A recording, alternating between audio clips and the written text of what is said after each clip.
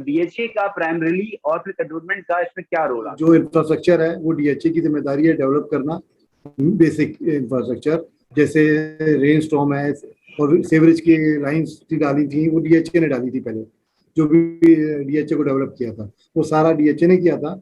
और उसको हम मेंटेन जो करती है अथॉरिटी है वो सीबीसी है। प्रॉब्लम ये है कि हर इलाके की अलग डायमेंशंस हैं, कोई अपना प्याला नुमा है, कोई अपना पहाड़ी से आ रहा है तो कई जगह पे पानी नहीं रुकता।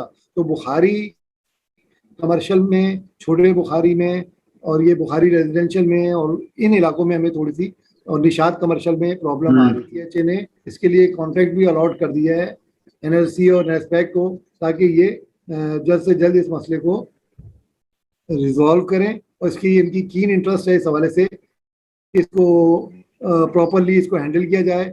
और हम लोग कोशिश करेंगे सीबीसी वाले कि डीएचए के साथ लाइन अप रहें इस हवाले से, और ताकि इसको बेहतर तरीके से ये डिज़ाइन हो, बेहतर तरीके से ये एलोकेट हो और आगे ऑपरेशनल 8 और फेज 6 मेरा वार्ड था। तो फेज 8 अभी हाल ही में 2-3 महीने पहले ही सीबीसी के हैंड ओवर हुआ है, मगर डीएचए का इसमें हमारे साथ बड़ा अच्छा कॉपरेशन रहा। फेज 8 में डीएचए ने हमें काफ़ी हेल्प आउट किया और इत्तेहाद की इस तरफ फेज 6 में भी, बल्कि अमीर खुसरो में फेज 8 में जहाँ जहाँ हमें पानी की शिकायत थी या डी वाटरिंग की प्रॉब्लम थी वो हमने डीएचए को रिक्वेस्ट की और सीबीसी के थ्रू भी की और डायरेक्टली भी की। उन्होंने हमें हर दफ़ा सपोर्ट किया और रिजॉल्व की प्रॉब्लम्स। यहाँ साहब एक सवाल जो आवाम का है वो ये कि सर बीइंग काउंसलर आपकी क्या फैसिलिटेशंस हैं, आपकी क्या मराहत है, जरा ये भी बता दीजिए। अस्सलाम वालेकुम व्यूअर्स, उम्मीद है आप खैरियत से होंगे। व्यूअर्स, पाकिस्तान भी दुनिया के उन तमाम ममालिक की तरह अगर किसी क्लासिफिकेशन के बगैर एक ग्लोबल विलेज का तस्वर लिया जाए तो एक मुल्क है कि जिस मुल्क में बहुत से मसाइल भी हैं और बहुत सी खूबियाँ भी हैं। पाकिस्तान में बहुत सारी आजमाइशें भी हैं और बहुत सारी सहूलियात भी हैं। इन तमाम चीज़ों को अच्छे तरीके से मैनेज करने की सूरत में हम अपनी सोसाइटी को, अपने पाकिस्तान को अगर क्लासिफिकेशन की बात करें तो तरक्की याफ्ता ममालिक की तरफ लेके जा सकते हैं। अगर हम अपने मुल्क में अपने ममालिक दीगर ममालिक के एडमिनिस्ट्रेटिव मैनर्स को ऑप्ट करते हुए अपने मुल्क की एडमिनिस्ट्रेटिव मैनर्स इंप्रूव कर लें तो नतीजतन हमारा मुल्क भी तरक्की कर सकता है, हमारा शहर भी तरक्की कर सकता है। और हमारा शहर बिलखुसूस कराची का माजी ये बात वाज़ेह करता है कि हम तो तरक्की याफ्ता शहर थे। ये हमारी तनज़्ज़ुली है जिस वक्त हम हाल में मौजूद हैं। लेकिन बहरहाल इस वक्त एक और इशू ये है कि कराची पे आवाज़ उठना एक मसला था जो बहरहाल ख़त्म हो चुका और अब कराची के इशूज़ पे कराची आवाज़ उठाता है, पाकिस्तान के इशूज़ पे पाकिस्तान आवाज़ उठाता है। लेकिन जो नेक्स्ट लाइन ऑफ एक्शन है वो है उस आवाज़ को एड्रेस करना, उस आवाज़ का एड्रेस होना। और उसके लिए बहुत इंपॉर्टेंट है कि वो लोग जो आवाज़ उठाते हैं उनकी आवाज़ सही जगहों तक पहुँचे, सही ऐवानों तक पहुँचे, सही रिप्रेजेंटेटिव्स तक पहुँचे और फिर वो रिप्रेजेंटेटिव्स उन मसाइल को एड्रेस करने में अपना रोल प्ले करें। ख़वातीन और हज़रात, मैं कोशिश करने जा रहा हूँ कि एक ऐसा सेशन स्टार्ट कर सकूँ कि जिसके नतीजे में हम कोई ऐसा डिबेट का मैकेनिज़्म डिज़ाइन करें कि जिसमें हम इश्यूज़ को हाईलाइट करें और इश्यूज़ को हाईलाइट करके हम प्रेजेंट करें उन गवर्नमेंट रिप्रेजेंटेटिव्स के साथ या उन लोगों के साथ जो इस डोमेन, उस रिस्पेक्टिव डोमेन में एक्सपर्टीज़ रखते हों, ताकि वो लोग अपनी एक्सपर्टीज़ के साथ या अपने इन्फ्लुएंस के साथ उन मसाइल को एड्रेस करने में अपना रोल प्ले कर सकें। इस एतबार से 2 मिनट तलहा शहर के साथ जो व्लॉग में बनाता था उसको मैं इंडिविजुअल बेसिस पे आपके साथ मसले और कलेक्टिव अप्रोच के साथ हम कैसे ओवरकम कर सकते हैं उस पर बात करता था। इंशाल्लाह अब जो एक उसको कंटिन्यू करते हुए एक और जो सेशन मैं इंशाल्लाह स्टार्ट करने जा रहा हूँ जिसका ये पहला सेशन होगा hashtag by Talha, hashtag by TNT। इसमें जो पहला टी है वो तलहा है और दूसरा टी फिलहाल आपके लिए एक सरप्राइज है, वो भी इंशाल्लाह आपके साथ जल्द डिस्क्लोज होगा। लेकिन इस हैशटैग बाय TNT के अंदर मेरा प्लान ये है कि मैं उन तमाम लोगों को ऑन बोर्ड लूँ और उनसे उनकी राय लूँ, वो लोग जो कि अपना रोल प्ले कर सकते हैं इस सोसाइटी को किसी भी सेगमेंट ऑफ लाइफ में इम्प्रूव करने में, प्रोग्रेस करने में। तो आज इस वक्त इस दौर में जो इशू सबसे ज़्यादा मुझे, आपको और हम सबको डिस्टर्ब कर रहा है, स्पेशली पूरे पाकिस्तान में ये इशू मैटर कर रहा है, वो है अर्बन फ्लडिंग। बलूचिस्तान हो, कराची हो, पंजाब के एरियाज़ हो, इंटीरियर सिंध हो, जहां अर्बन फ्लडिंग का बहुत बड़ा मसला है। और अगर मैं बात करूं बिलखुसूस कराची की, तो कराची में चाहे वो सिटी सेंटर हो, चाहे वो सेंट्रल के बाद फिर चाहे कोई बल्दिया हो या इवन DHA हो, बहुत ज़्यादा अर्बन फ्लडिंग से रेजिडेंट्स परेशान हैं, शहरी परेशान हैं। लेकिन बात सिर्फ यहीं ख़त्म नहीं होनी चाहिए।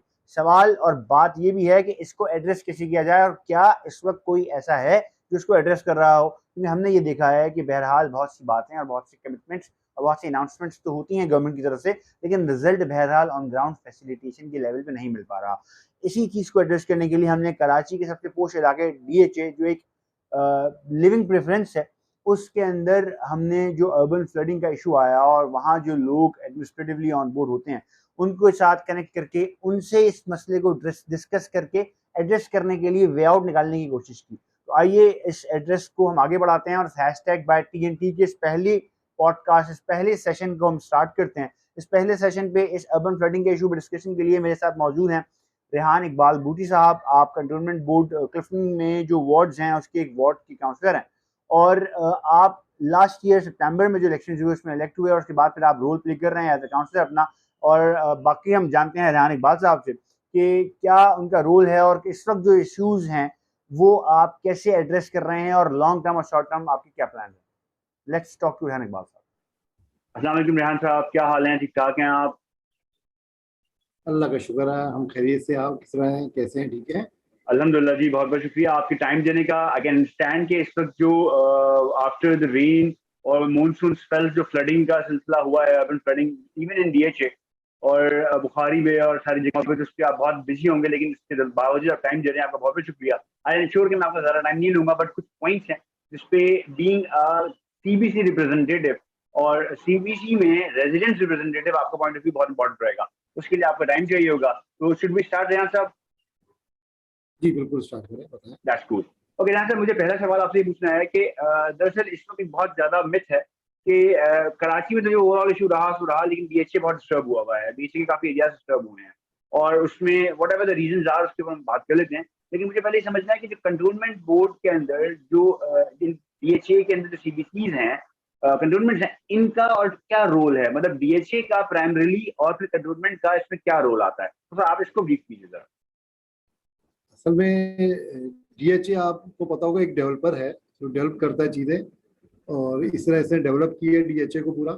और जो इंफ्रास्ट्रक्चर है वो DHA की जिम्मेदारी है डेवलप करना, बेसिक इंफ्रास्ट्रक्चर, जैसे रेन स्टॉर्म है और सेवरेज की लाइन्स डाली थी वो DHA ने डाली थी पहले। जो भी DHA को डेवलप किया था वो सारा DHA ने किया था, और उसको हम मेंटेन जो करती है अथॉरिटी है वो CBC है। जैसे DHA ने सारे, अब आगे CBC के हैंड ओवर हो जाता है और फिर CBC इसको मेंटेन करता है चीज़ों को। ये है बेसिक आपका मुद्दा जो मतलब कोऑर्डिनेशन बॉडी इस तरह बनती है। फिर अब पहले तो नॉर्मली DHA अलग वर्किंग कर रहा होता था और CBC अलग वर्किंग कर रहा होता था। DHA अपनी वर्किंग कर रहा होता था, जो भी अपना काम है अलग प्रोजेक्ट कर रहा होता था, और CBC अपनी बोर्ड, CBC का अपना बोर्ड है। अच्छा, CBC के बोर्ड में तमाम काउंसिलर्स मेंबर होते हैं बोर्ड के, और हमारे 25 मेंबर्स होते हैं, जिसमें कंटोनमेंट के और ऑफिशियल्स भी होते हैं और साथ में आर्मी से भी लोग होते हैं। तो ये पूरा कंप्लीट 25 बंदों का बोर्ड होता है, जिसमें से 13 अदर साइड से होते हैं और 12 इलेक्टेड होते हैं काउंसिलर। तो ये 25 बॉडी का बोर्ड बन जाता है, और इस तरह ये CBC में काम कर रहा है। अब इस दफा एक अच्छा स्टेप CBC और DHA ने लिया है कि DHA के कुछ मेंबर्स को बोर्ड में ले लिया है, ताकि आपस में हम अंडरस्टैंड कर सके चीज़ों को और ज़्यादा बेहतर तरीके से लेके चल सके। वरना नॉर्मली वो अलग बॉडी मूव कर रही होती थी, हम अलग मूव कर रहे होते थे, तो एक साथ मिलकर मूव करने का है, और ये है स्टोरी है। ये मतलब कोलैबोरेशन जो है वो एक नेक्स्ट स्टेप हो गया है, और आई फील के अब इससे जो है वो और ज्यादा चीजों में आसानी हो जाएगी इंशाल्लाह। जी हाँ, ठीक है, दैट्स गुड। ये एक अंडरस्टैंडिंग के लिए काफी तक जो एक इंफ्रास्ट्रक्चर डिजाइनिंग डेवलपमेंट है वो DHA के पास होता है, और फिर उसके एडमिनिस्ट्रेटिवली मैनेज करने का काम कंटोनमेंट बोर्ड का होता है। अच्छा, मूविंग ऑन, आप इसके अंदर आपने जिक्र किया कि जो 12 इलेक्टेड मेंबर्स होते हैं उसमें जो वार्ड काउंसलर्स होते हैं, आप आई बिलीव वार्ड नंबर 5 के मेरे ख्याल से वार्ड काउंसलर हैं, तो वार्ड काउंसलर का इसमें क्या रोल है और उसका कोऑर्डिनेशन कैसे मेंटेन हो रही होती है उसकी विद द DHA और द CBC? क्योंकि मेन उसका कोऑर्डिनेशन CBC से होता है, और सीबीसी को ही वो अपनी जो अगर डीएचए के हवाले से उसको कोई प्रोग्रेस चाहिए या कोई इश्यू है, वो सीबीसी के थ्रू वो डीएचए से कोऑर्डिनेट होता है नॉर्मली।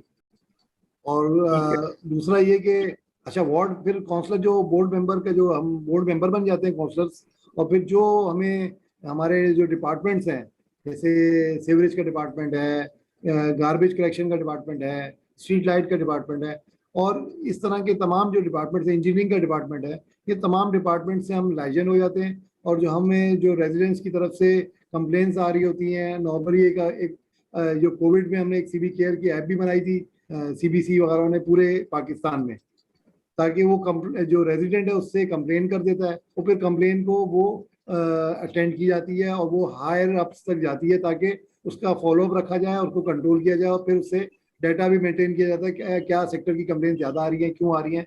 तो उसको रात दिन फिर सीबीसी की टीम उसको देखती है और फिर अगर इसको हेल्प करती है और उसको रिजॉल्व करती है। और जो काउंसलर होता है वो ये करता है कि वो भी जो कंप्लेंट्स हैं वो अपने तौर पर भी भेजता है और फिर सीबीसी की टीम उसको प्रायोरिटी बेसिस पे करवाती है और काउंसलर जो है उसको बताता है कि ये प्रायोरिटाइज करें, ये चीज़ पहले करनी है, ये चीज़, तो वो उसके हिसाब से भी वो देखते हैं और वर्क के हिसाब से भी देखते हैं कौन सा काम अर्जेंट नौयत का है तो वो उसको पहले अटेंड किया जाता है। ठीक है, तो इसका मतलब ये हुआ कि जो फिर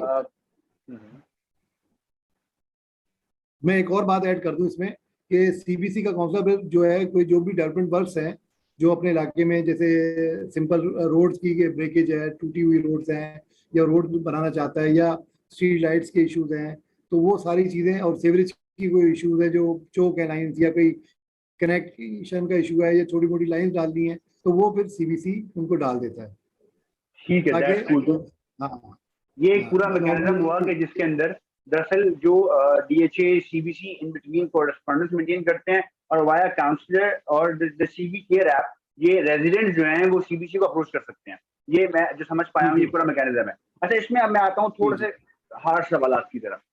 रेहान भाई, आप कंटोनमेंट के उस वार्ड के काउंसलर थे कि जिसमें पूरे पाकिस्तान में एक वार्ड ऐसा था कि जिसको हमने फेसबुक पे बड़ा देखा पिछले कोई 3-4 महीने पहले, कि जिसने पाकिस्तान कंटोनमेंट में एक आइडियल किस्म का जो कमर्शियल स्ट्रीट आपने बनाई वहां पे लोगों के लिए, बहुत जबरदस्त किस्म का वो वीडियो बहुत ज्यादा मार्केट हुई, वीडियो बहुत अप्रिसिएशन मिली, रेजिडेंट्स ने बहुत रिस्पॉन्ड किया और एक रेस जो पॉजिटिव रेस है, जो पॉजिटिव जिसे कहते हैं ना रेस रहनी चाहिए, जो कराची और लाहौर के दरमियान रही, जिसमें लाहौर में ऑरेंज ट्रेन का हम मुकाबला नहीं कर पाते, मेट्रो का मुकाबला नहीं कर पाते, लेकिन आपने लाहौर डीएचए या लाहौर कंटोनमेंट का मुकाबला किया और हेल्दी कंपटीशन के अंदर, और आपने वहां के लोगों ने यहाँ आगे कहा कि जी ऐसा लाहौर हमें लाहौर बना दो। ये सब बातें तो अच्छी अच्छी बड़ी जबरदस्त हुई। It's credit goes to you, your team, your cantonment.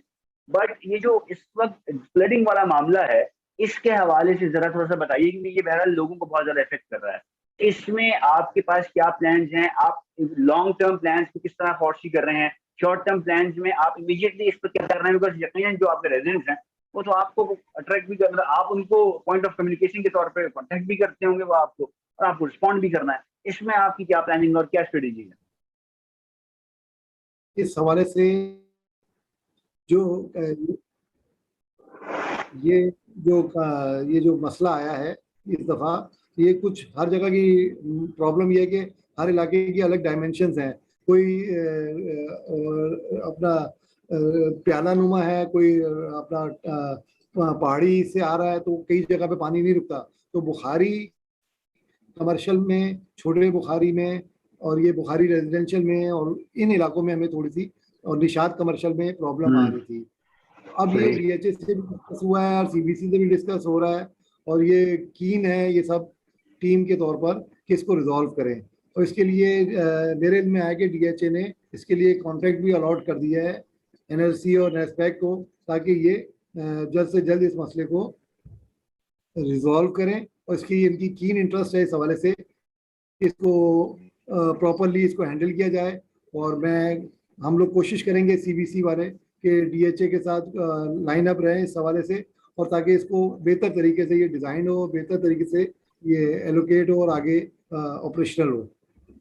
That's good. ठीक है, आई होप सो कि इस इनिशिएटिव के बाद आपका जो इशू आपके रेजिडेंट्स का है, ये अर्बन फ्लडिंग का, ये तो कम से कम एड्रेस हो जाए। कुछ डीएचए इज द एरिया जो बहुत आइडली बना हुआ है, बहुत अच्छे से यहाँ लोग जो है वो पूरा एक लाइफस्टाइल ऑप्ट करना चाहते हैं और तभी यहाँ आते हैं, तो वो इंशाल्लाह इससे भी क्लियर हो जाएंगे। Last but not the least, एक बात और ऐड कर दूं मैं, एक बात ऐड कर दूं कि जैसे फेज 8 और फेज 6 मेरा वार्ड था, तो फेज 8 अभी हाल ही में 2-3 महीने पहले ही सीबीसी के हैंडओवर हुआ है, मगर डीएचए का इसमें हमारे साथ बड़ा अच्छा कॉपरेशन रहा। फेज 8 में डीएचए ने हमें काफ़ी हेल्प आउट किया और इत्तेहाद की इस तरफ फेज 6 में भी, बल्कि अमीर खुसरो में फेज 8 में जहाँ जहाँ हमें पानी की शिकायत थी या डी वाटरिंग की प्रॉब्लम थी, वो हमने डीएचए को रिक्वेस्ट की और सीबीसी के थ्रू भी की और डायरेक्टली भी की। उन्होंने हमें हर दफ़ा सपोर्ट किया और रिजॉल्व की problems. That's good, that's good. देखें, end of the day sir, आप हो या आपकी पूरा डोमेन हो एज एन इंडिविजुअल काउंसलर, या पूरा डोमेन तो रेजिडेंट्स को फैसिलिटेट करने के लिए है। अगर ये कोऑर्डिनेशन के जरिए अच्छे से हो जाता है तो ये कोऑर्डिनेशन बिल्कुल होनी चाहिए, and this is appreciated as an person, as an individual resident of the cantonment board. I personally feel कि बहुत इंपॉर्टेंट भी रहता है, क्योंकि बहरहाल इस वक्त जो इशूज कलेक्टिवली कराची या पाकिस्तान लेवल पे भी हैं, वहाँ कोऑर्डिनेशन का ही सबसे बड़ा फुकदान है, जो आपने बताया कि डीएचए में बहरहाल नहीं है या आपको इसमें फेस नहीं करने पड़ते। In the last but not the least, एक सवाल जो बहरहाल बहुत इंपॉर्टेंट रहता है रेहान साहब, एक सवाल जो आवाम का है वो ये कि सर बीइंग काउंसलर आपकी क्या फैसिलिटेशंस हैं, आपकी क्या मराहत हैं, जरा ये भी बता दीजिए। सर काउंसलर्स की कोई सैलरी या कोई बेनिफिट्स नहीं है, अभी तक तो कोई बेनिफिट्स नहीं है, ना सैलरी है ना कोई पैकेज होता है। हमने वॉलंटरी काम करना है और हम वॉलंटरी कर रहे हैं काम अलहमदुलिल्लाह। अपना टाइम निकालना, अपना फूल निकालना, अपनी गाड़ी निकालना, अपनी चीज़ें करना, अपने मोबाइल यूज़ करना, सब चीज़ें हम अपने तौर पर अपनी जेब से करते हैं और कोशिश करते हैं कि अपने रेजिडेंट्स को बेहतर से बेहतर हम सर्विस दे सकें और कोऑर्डिनेशन कर सकें। That's great. मतलब ये तो इसका मतलब कि अपनी ही जेब की सारी इन्वेस्टमेंट फिर आपकी जगह हो रही है इस हवाले से। जी जी, और हम अपने काम छोड़ के, अपनी जॉब छोड़ के भी वर्किंग कर रहे हैं ताकि लोगों को जल्द से जल्द रिजॉल्व करें प्रॉब्लम्स और हल करें। आई होप कि ये आपकी एफर्ट्स जो हैं वो रंग लाएं और जो कैंटोनमेंट और डीएचए के रेजिडेंट्स हैं वो इन रिजल्ट्स को फिर एंजॉय कर सकें जो आप लोग प्लानिंग फेज में लेके इसको किकिंग कर रहे हैं या कहीं कर चुके हैं। Wish you all the best for future sir, और एक दफ़ा फिर आपको इस दुआओं के साथ खैरबात कहूँगा कि जिस तरीके से आपने नॉर्मल सिचुएशंस के अंदर एक आइडियल वार्ड डिज़ाइन किया अपनी पूरी टीम और कैंटोनमेंट के साथ, और उसकी बहुत अप्रिसिएशन भी हुई।